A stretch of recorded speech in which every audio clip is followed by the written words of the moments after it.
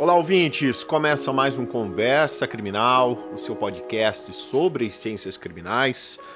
Sou Augusto Rodrigues, advogado criminalista, e nesse episódio da série Dissertando, contamos com a presença de Pedro Postal, que é mestrando no programa de pós-graduação em Política Social e Direitos Humanos da Universidade Católica de Pelotas, que irá apresentar e discutir uma dissertação intitulada Aspectos Genealógicos da Ordem Pública entre a Segurança e a Repressão. Esse episódio será mediado por José Ricardo, que irá promover uma conversa crítica sobre os fundamentos históricos, políticos e conceituais que sustentam a noção de ordem pública no Brasil. Então confira mais esse episódio da série Dissertando. Olá aos que nos acompanham, sejam muito bem-vindos e bem-vindas ao Dissertando, uma iniciativa do Arena Sociológica em parceria com o Laboratório de Sociologia do Direito da Universidade Católica de Pelotas, ao INCT, INEAC, UVV, Isulpar, UFPR e ao podcast Conversa Criminal. Aqui a proposta é abrir um espaço para que jovens pesquisadores, como Pedro Postal, na data de hoje, compartilhem suas pesquisas recém-defendidas, dialogando sobre suas ideias, suas trajetórias e as provocações que atravessam esses trabalhos. Então, hoje, temos a alegria de receber Pedro Postal, mestre pelo programa de pós-graduação em Política Social e Direitos Humanos na Universidade Católica de Pelotas, que vai conversar com a gente sobre a dissertação dele, que se chama Aspectos Genealógicos da Ordem Pública entre a Segurança e a Apresentação. Bom, inicialmente, a pesquisa do Pedro, ela parte de uma inquietação que eu acho, assim, corajosa e bem necessária, porque a gente segue prendendo preventivamente, com justificativas vagas, em garantias da ordem pública, e eu acho que o trabalho dele vai nos ajudar a perceber quanto certas práticas jurídicas se perpetuam como hábitos sociais e quanto a gente precisa repensar essas lógicas. E, ao mesmo tempo, é uma dissertação que eu acho que traz um pensamento crítico e uma possibilidade de transformação. Então, para a gente iniciar, eu queria saber, Pedro, o que te levou a escolher o tema da ordem pública, da prisão preventiva como objeto central da tua dissertação, se foi algum acontecimento pessoal, acadêmico, alguma questão política que despertou tua inquietação pela seletividade penal e o autoritarismo jurídico, e para tu também te apresentar para o pessoal como contar um pouco sobre a tua trajetória acadêmica, profissional como advogado e pesquisador. Fica à vontade, a palavra é tua. Então tá, muito obrigado. Para quem não me conhece, sou Pedro Postal, sou advogado, sou mestre pela Universidade Católica de Pelotas e também formei em Direito também pela Universidade Católica de Pelotas. Minha trajetória acadêmica, ela é bastante, talvez até tardia.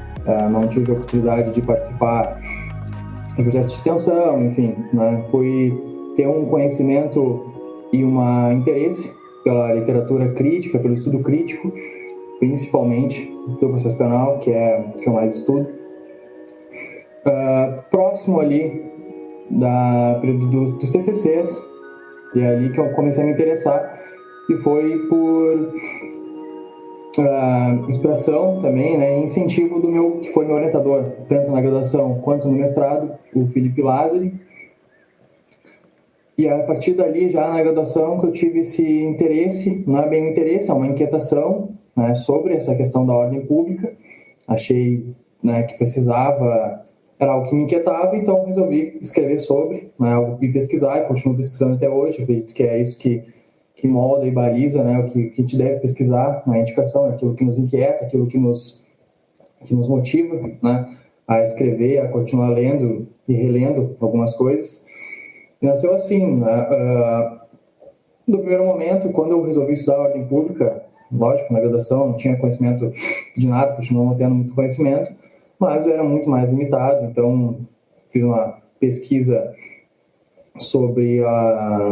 somente sobre a ordem pública no Código de Processo Penal, sobre o artigo 212, né, sobre um juridiquês, sobre o conceito abstrato, aberto, em que se tratava a ordem pública, e vi que, se fosse uma nova etapa, uma nova pesquisa, eu precisaria mudar esse foco, né, ir diretamente para a pesquisa e para onde nasce essa ordem pública.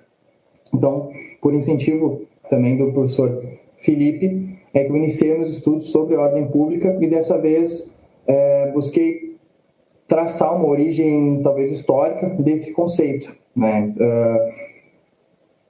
O prazo de 2 anos que eu tinha da dissertação também influenciou no nome da dissertação, porque a ideia principal seria fazer uma genealogia completa, mas impossível com um tempo desse, então ficou só sobre alguns aspectos, né, sobre essa genealogia, sobre esses aspectos históricos do conceito da ordem pública, conceitos e contextos também que influenciaram, porque aceitável e reprovável acabam se alterando ao longo do tempo, e isso que tenta trazer, né, desde um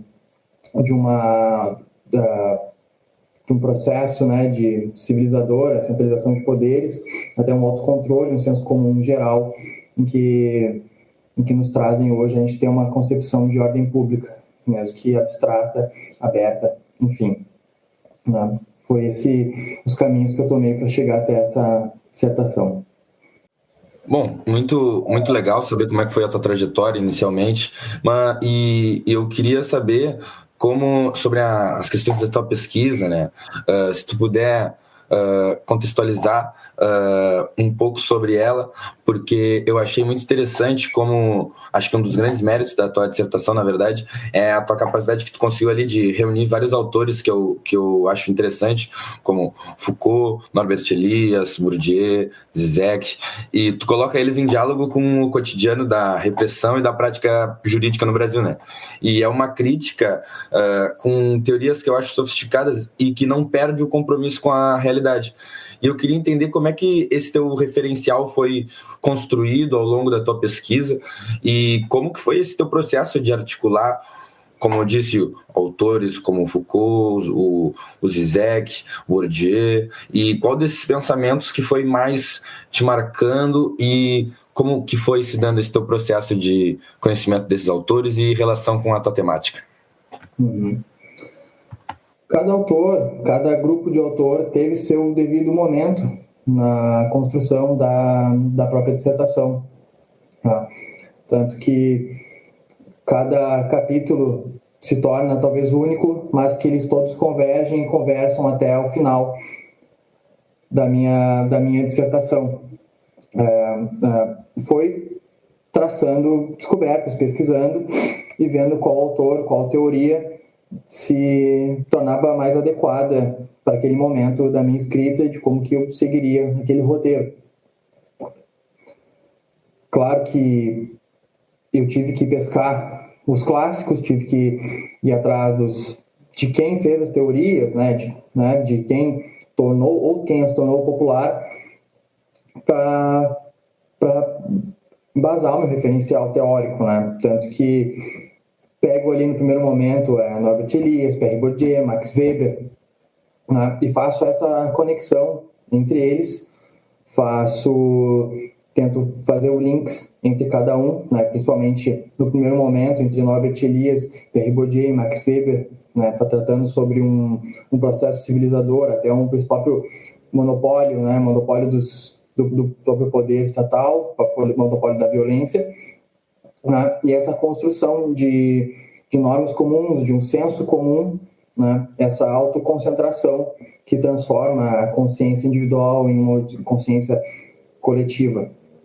Né? A construção desse pensamento, ela não se faz só por instrumentos indiretos, né? Como a violência simbólica, né? Sim, partindo não só por Bourdieu, mas a Norbert Elias também faz bastante uso dessa nomenclatura, mas também da violência direta, da violência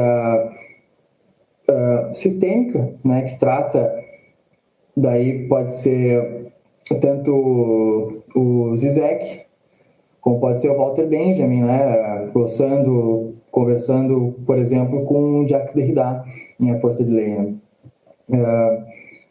Essa construção da violência legítima, que é legitimada assim pela própria lei, ela se torna uma construção que aí que sim eu consigo fazer um diálogo em todos os autores, né? E também fazer um diálogo com todo o restante do texto, inclusive com a própria evolução da polícia como uma corrente, né, de reguladora, e chegando até certos pontos a um período histórico chave, que também é da criação do Código de Processo Penal na década de 40. Dos autores, né, vou só continuando na pergunta, ainda eu não consigo esconder, né, mas todos os autores são importantes no seu devido momento, mas o autor em que eu tive a primeira proximidade, né, e que eu fiz muito em cima é Michel Foucault. Michel Foucault é quem acabo tendo maior proximidade, né, um maior relacionamento no texto, sempre que eu tive um acesso das suas obras, né, é um autor que pese a leitura não seja das mais fáceis, é sim possível ter um bom acesso de todas as suas obras, seus cursos, né, enfim, mas autores muito importantes também que foram de menor frequência na dissertação, mas que eu reputo como sendo o de mais importante, também Antonio Tucci, que é um autor italiano, em que é nele em que eu me concentro na normalização e no poder da norma, poder discursivo, com toda essa questão da ordem pública, que eu trato como sendo toda uma estratégia de poder dentro dos dispositivos. Achei muito legal como tu conseguiu relacionar autores que eu considero autores bem diversos e acho bem interessante. E queria aproveitar também, por causa que logo no começo ali, uma das primeiras coisas que eu achei interessante foi a questão do autocontrole ali, como tu conseguiu trabalhar isso também pelo Norberto Elias, que eu achei bem central ali no começo também, e sobre como esse cotidiano, e eu queria saber como é que tu relaciona essa ideia do autocontrole, que foi ali do começo, com o cotidiano brasileiro, e em especial nessa relação que a gente tem com a polícia e com a justiça no Brasil. E queria saber como é que tu vê essa amálgama dentro do Brasil. Sim, se vê através da própria construção, né? A própria construção e evolução da nossa sociedade, né? Mas é importante a gente ter uma visão histórica, mas também centrada também do próprio período brasileiro, né? Que já que os períodos, né, históricos talvez não possam coincidir, mas no próprio questão do Brasil, já que a polícia, né, o seu histórico, né, o que a gente pode se chamar pode se, né, denominar polícia, sempre teve, né, por sua base a repressão e o cuidado, né, cuidado que eu digo da gestão, né, da gestão da população, né, até é algo que é dito bastante pelo Foucault, próprio Segurança, Território e População, né, ali na mudança até a partir do século XVIII,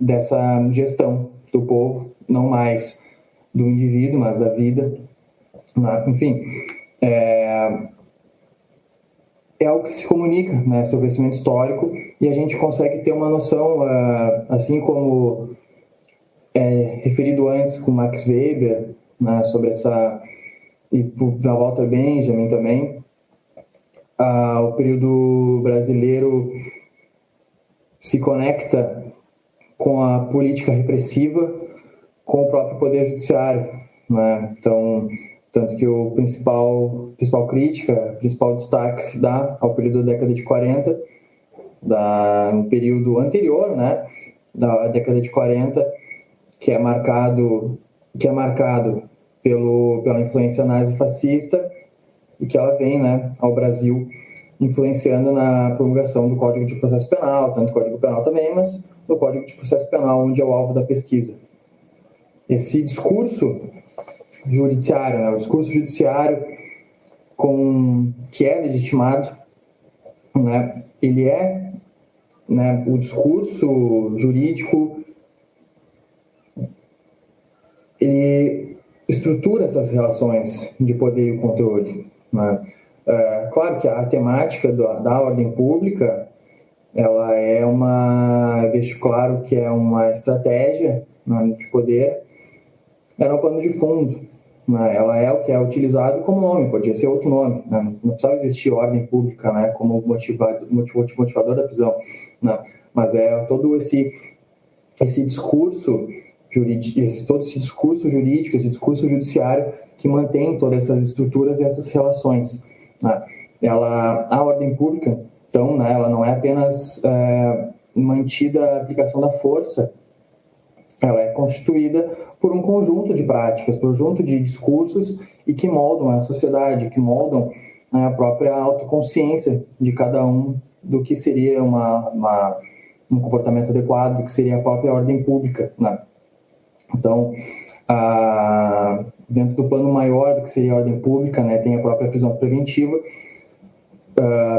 em que, justificada por essa manutenção da ordem pública, né, ela faz parte de todo um sistema também discursivo que legitima e reproduz essa ordem social pré-estabelecida.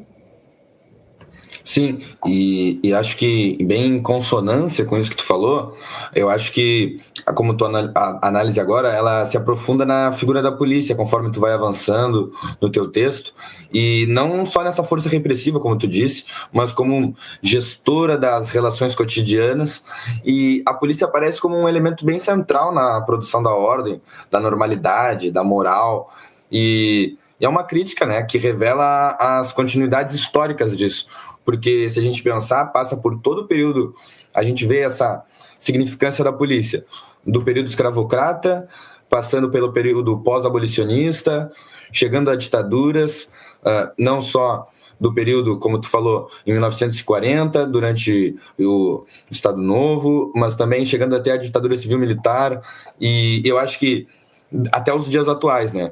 Então, mas também eu acho que essa parte do teu texto, eu acho que é a parte mais, que pelo menos mais me convidou a pensar novos modelos de segurança, né?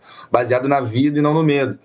Porque eu queria saber como é que tu enxerga essas continuidades, assim, da polícia, lá desde o período escravocrata, passando por todos esses aspectos que tu comentou também, e como tu acha que vê essa relação? Como é que tu vê a relação da polícia, como ela vem se expandindo historicamente para além da repressão criminal, que seria o papel dela? Ou como tu vê isso? Como tu vê, o que te chamou a atenção para esse aspecto? O que tu vê dessa continuidade que a polícia vem fazendo e como isso recortou, principalmente no teu segundo capítulo da tua obra? Ela vem fazendo aquilo que ela é criada para ser feita, né? É a gestão da população, além dessa repressão direta, né? Partindo para uma regulação da vida em sociedade, aí sim, uma forma indireta, né? Só a partir de uma coação, né? Não sendo da forma física, né? É exatamente isso, né, que eu enxergo.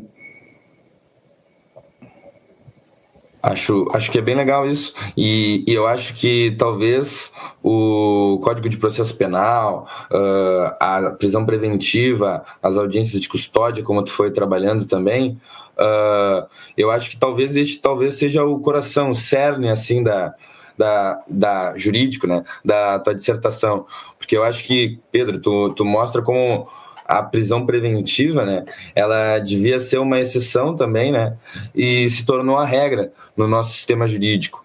E muitas vezes ela é fundamentada em expressões genéricas, como tu colocou, e bem subjetivas, como a garantia da ordem pública.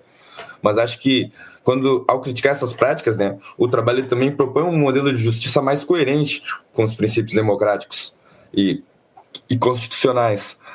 E é uma crítica que não é destrutiva, na verdade, eu acho que ela é potencialmente transformadora.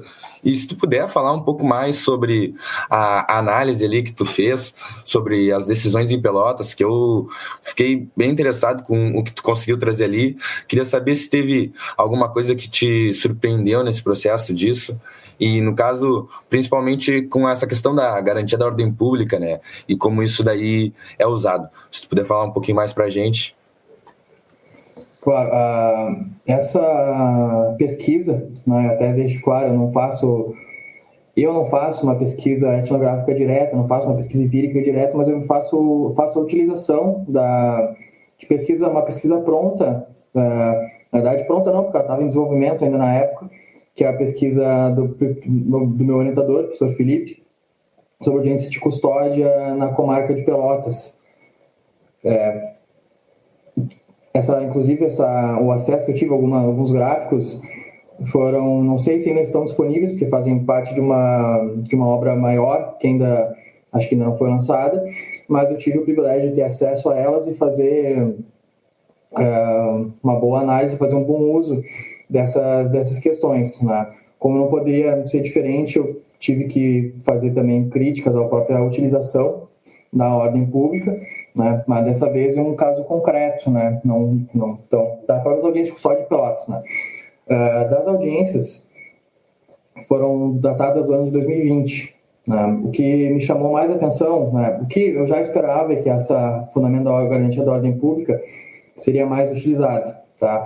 Os critérios da pesquisa utilizados pelo Felipe, né, são as prisões em flagrante e as prisões por mandado. Né? Das duas, a prisão por garantia da ordem pública é a mais fundamentada, né, disparado.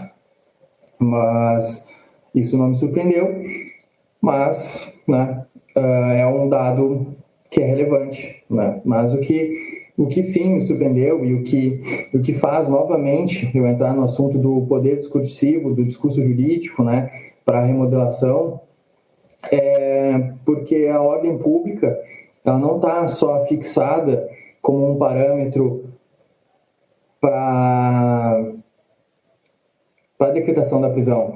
Ela também está presa tanto como baliza para deferimento de medidas cautelares diversas da prisão, ou também para a própria regulação da prisão. Né?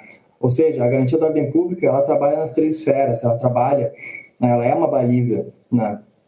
Então essa foi uma parte que me chamou bastante atenção e que me fez fazer uma maior análise sobre esse discurso jurídico da garantia da ordem pública, já que ela é utilizada para tudo.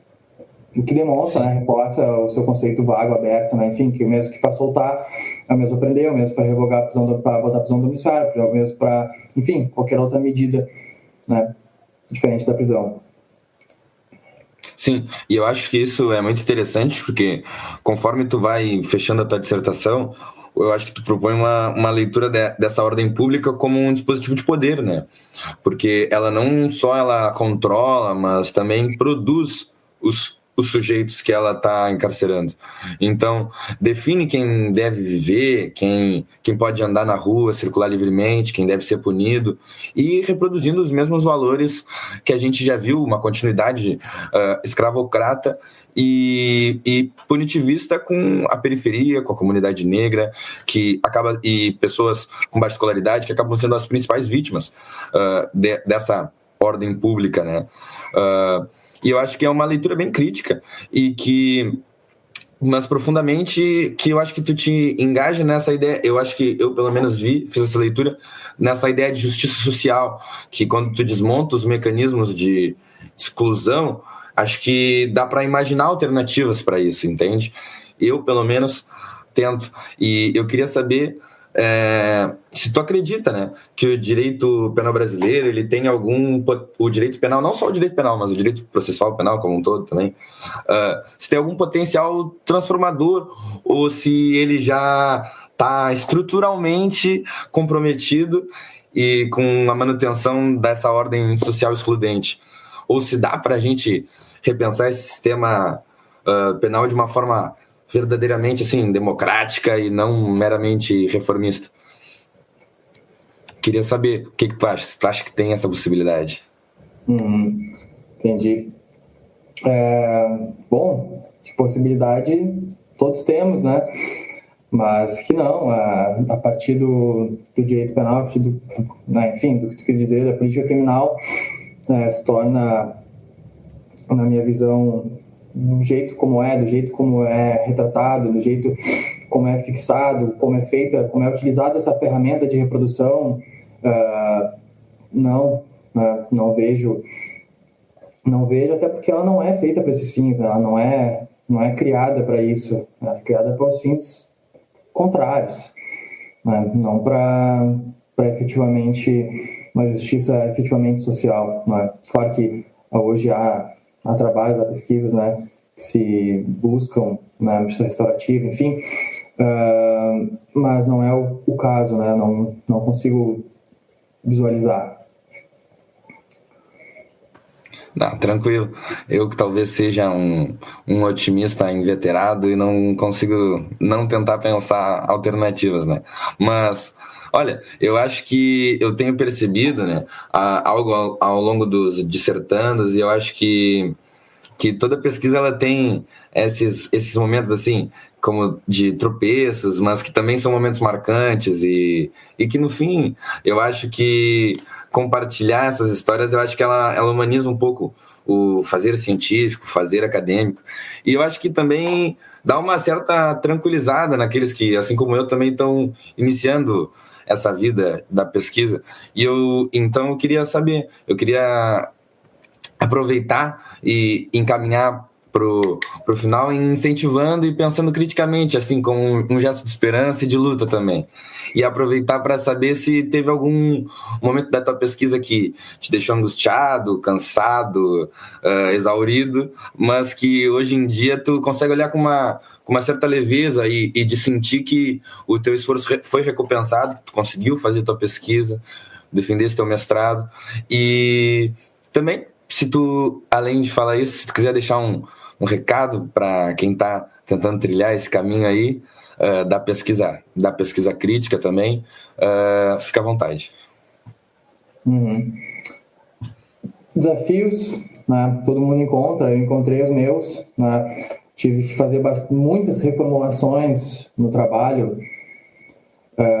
inclusive a partir até da própria qualificação dele, né? Mudei estruturalmente quase completo, né? Tive que ler muito mais do que eu estava lendo, tive que buscar críticas muito maiores daquelas que eu estava trabalhando para fazer realmente um trabalho que valesse a pena, né? Que tivesse alguma cara de mestrado, né? Que não fosse mais o mesmo, que não fosse mais as mesmas discussões, né? Que eu pudesse trabalhar com autores em que sejam de fato, né? Verdadeiros daquilo que se propõe. Então essa parte é uma parte, enfim, na hora muito cansativa, né? Mas lógico que ela vale a pena, já que já me traz logo essa bagagem, mas é a parte exaustiva, é a parte em que bate cabeça, em que fica travado, em que não tem para onde ir, e tem que aceitar e também a parte de ter que escrever, né? Ler, uma hora tem que aceitar que deu de ler e tem que escrever, não adianta ficar os 2 anos só lendo, né? Então, também uma parte em que isso já relatei, mas que eu também me frustrei muitas vezes com a pesquisa, me frustrei né, no nosso do começo, na metade, né, em achar que, cara, não estou fazendo nada que está valendo a pena, que isso aqui não, mas enfim, então trabalhar, tá, já a última pergunta, né, é trabalhar com aquilo que te inquiete, né, que eu disse no começo, com aquilo que te motive a sentar e ler aquilo que tu acredita, né? Nem sempre a gente vai ler aquilo que quer, mas enfim, né? Faz parte da construção, faz parte da buscar a nossa inquietação, buscar trazer mais críticas, né? Então, isso parte de nós, não adianta procurar em outro lugar, perguntar para alguém, que isso aí somos nós que devemos buscar e responder. Certíssimo.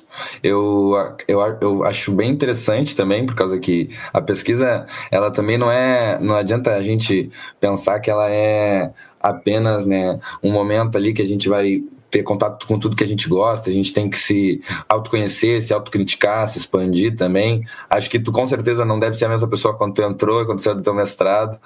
Tu deve ter passado por algumas transformações, alguns contatos diferentes, e acho que isso que é bem interessante da pesquisa. E queria aproveitar também para o pessoal, se puder colocar uma pergunta que eu acho que teve no chat, se eu não me engano. Aí, muito obrigado.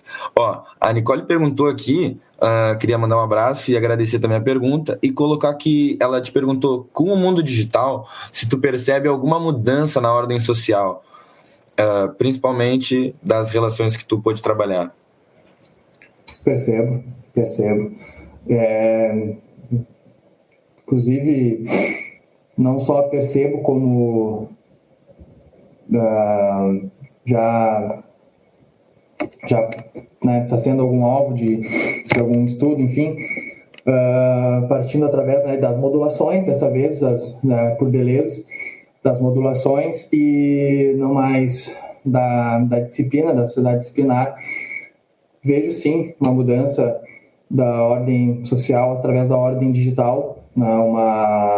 uma mudança em que ela é colocada de forma distinta, ela talvez é diferente, porque ela conecta o eu virtual com o eu pessoal, né?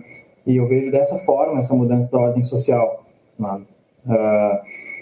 Claro, eu vou poder ter uma mudança de ordem pública do digital, né? Mas eu vejo também essa mudança desse dois, né? Tanto eu virtual como eu pessoal, eu sociedade. Sim, muito legal. Pedro, eu queria te agradecer, a nossa conversa está chegando ao final, mas muito obrigado pela tua generosidade em compartilhar essa pesquisa crítica, eu achei extremamente interessante e honestamente me deixou esperançoso, que me despertou vários questionamentos e que eu acredito que esse seja o papel da pesquisa. Queria agradecer a todas as pessoas que estão presentes nos acompanhando, quem vai ver isso posteriormente. Eu queria agradecer a todos vocês que acompanharam até aqui. Queria pedir para vocês, se puderem, se não se incomodarem, curtem, comentem, compartilhem e sigam também o Arena Sociológica nas redes sociais. A gente está no Instagram, no YouTube, na Twitch e futuramente talvez até no TikTok.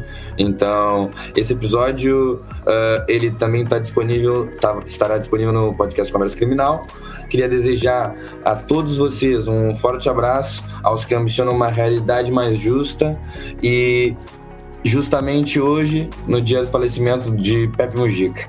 Agradeço a todos e deixo com vocês essa conversa que foi um prazer ter. Até a próxima, muito obrigado a todos. Então esse foi mais um episódio da série Dissertando. Lembrando que essa série é uma realização do Laboratório de Sociologia do Direito da Universidade Católica de Pelotas, com o apoio do INCT e INEAC, Universidade de Vila Velha, o Sulpar, Universidade Federal do Paraná e, é claro, o Conversa Criminal. Esse projeto ele justamente tem a ideia de estimular o conhecimento, a pesquisa, para muito além daquele conhecimento dogmático do direito. O programa também tem a finalidade a estimular você ouvinte, que eventualmente possa ter interesse em seguir a carreira acadêmica, realizar o seu mestrado e o seu doutorado. Peço gentilmente, caso você conheça alguém que possa se interessar por esse conteúdo, por favor, nos ajude compartilhando esse episódio. Assim vamos propagando conhecimento. Peço também que você deixe a sua opinião, sugestões nos comentários desse episódio e também na página do Instagram do Conversa Criminal, que é o @conversa.criminal. Esse, portanto, foi mais um episódio de Conversa Criminal. Até a próxima e um grande abraço a todos.